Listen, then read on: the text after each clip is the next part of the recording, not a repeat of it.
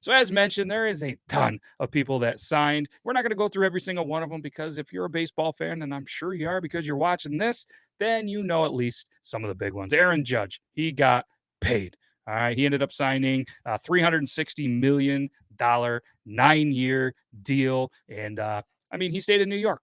I thought the Angels, but they were clearly out of the running. But what was pretty wild is rumors then came out that the Padres offered him a 10-year, 400 million. So pretty much the same exact money if you're good at math. We decided, hey, I'm going to stay with the Yankees. And I don't know. I think, I guess for him, and it's kind of the right move. I guess he felt comfortable. He liked the team. He liked the organization, and he stayed. It was a little surprising that he stayed, but not really.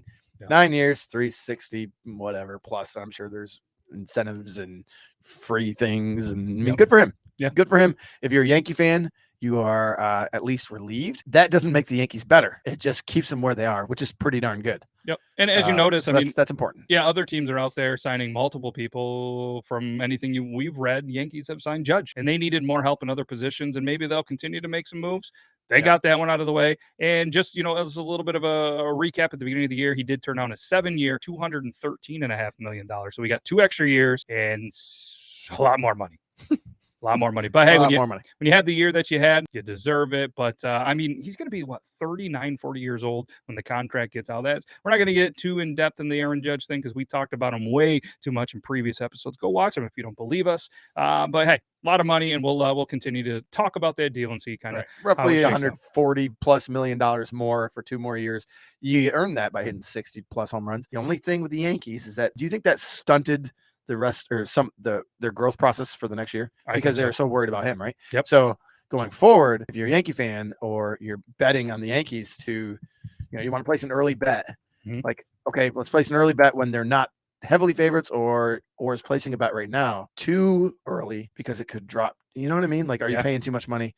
We'll see. I think the Yankees still need to do some stuff, but they're a little late on the draw for a couple of these guys. Big time. You look at their lineup real quick. You have Torres, Judge, Rizzo, real good top 3. Stanton, he hit 211 last year. Not a great year. 100 top 125 player. Then Donaldson, he hit 222. Not a great year either. Then you have Oswaldo Cabrera, Bader, Perez, Trevino. You got a bunch of guys that are still improving right there.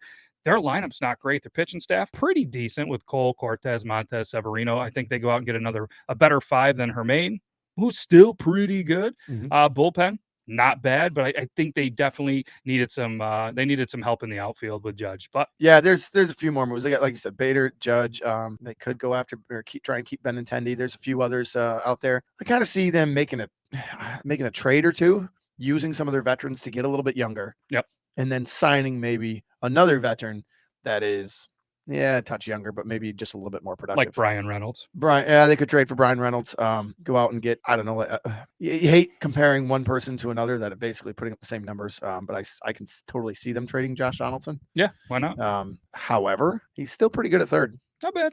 So we'll see. Enough about the Yankees. Yep. All right. And obviously we know Trey Turner already signed. We talked about that last week. And then Bogarts signed with the Padres, which makes them really good. They did lose Josh Bell, which, does play a little bit of a part in there, which Josh Bell signed with the Guardians and a pretty, I was a little surprised. He's not a guy that was out there looking for a long-term contract. He signed a 2-year, $33 million contract. That's an interesting move. That makes the Guardians better. At least he's still not in Washington, so he's still playing for a contender who I'd have to imagine their playoff odds definitely went up. Yeah, I think he'll complement the guy. There's Jose Ramirez. Yeah, he'll complement Ramirez. They're similar hitters. Josh Bell is a good hitter. Yeah, that's good. That's a good contract for the Indians. But Bogarts, that's a great signing. That's crazy. They have 8 possible shortstops, including their catcher.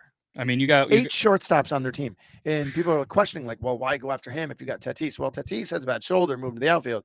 But like, if you have a chance to get an excellent athlete, you just do it.